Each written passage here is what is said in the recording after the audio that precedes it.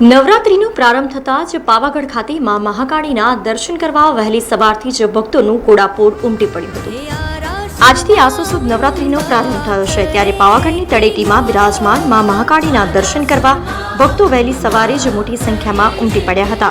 જ્યાં વહેલી સવારે 4 વાગે મંદિરના દ્વાર ખોલવામાં આવતા ભક્તોએ માતાજીના દર્શન કરી ધન્યતા અનુભવી હતી। સાથે જ મંદિરના દ્વાર ખુલતા આરતી કરવામાં આવી હતી।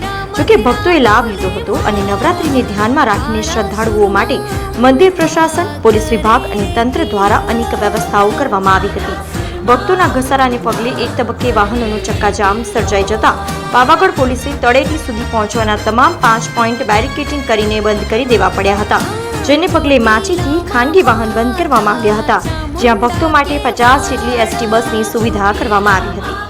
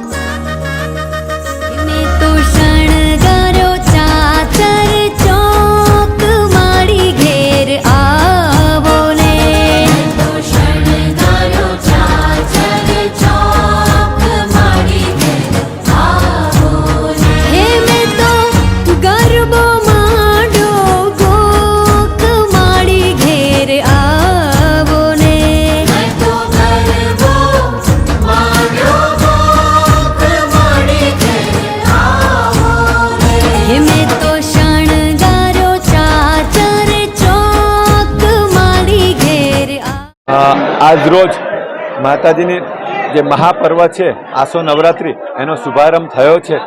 પ્રાતઃ સવારે 4 વાગ્યાથી જ માતાજીના નીચ દ્વાર ભાઈ ભક્તો માટે ખોલવામાં આવેલા છે। સવારથી આપ દેખી શકો છો કે અવિરત ભક્તોનો પ્રવાહ આવી રહ્યો છે। આના માટે પાવાગઢ કાલિકા માતાજી મંદિર ટ્રસ્ટ દ્વારા સુચારું આયોજન કરવામાં આવ્યું છે। શિસ્તબદ્ધ રીતે ભક્તો દર્શન કરી શકે, શાંતિથી માતાજીના ચરણોમાં પોતાનું મસ્તક નિમાવી શકે, એના માટેની વ્યવસ્થા કરવામાં આવી છે।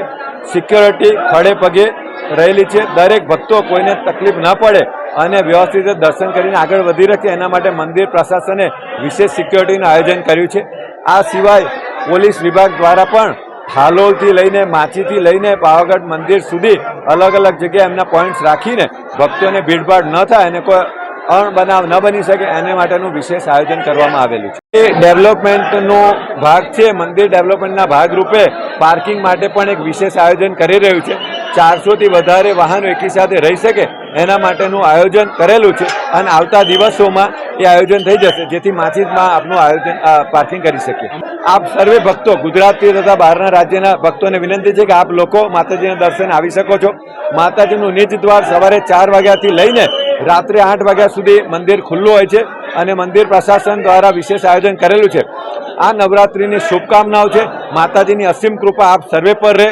હિન્દુ સનાતન ધર્મ કે જે વાસ્તવિક ધર્મ છે અને જેના પર વિશ્વ ટકેલું છે, એ સનાતન ધર્મનો વ્યાપ વધે અને માતાજી સર્વેની મનોકામના પૂર્ણ કરે અને આસો નવરાત્રિ સર્વે લોકો સુખ શાંતિથી પૂર્ણ કરો એવી આજે મંદિર ટ્રસ્ટ તરફથી આપ સર્વેને શુભેચ્છા આપવામાં આવે છે। જાહેરનામું કર્યું છે કે દરેક વ્યક્તિ બીકોઝ પદયાત્રીઓ જે આવતા હોય છે એના દ્વારા કોઈ આકસ્મિક ઘટના ન બને એના માટે 15 દિવસ માટે પ્રાઇવેટ વાહનને માચી સુધી લાવવાની મનાઈ છે। એના માટે એસટી બસ દ્વારા આગોતરું આયોજન કરીને 50 બસોનું આયોજન કર્યું છે, જે 24 કલાક સુધી કન્ટિન્યુઅસ આવ્યા કરશે।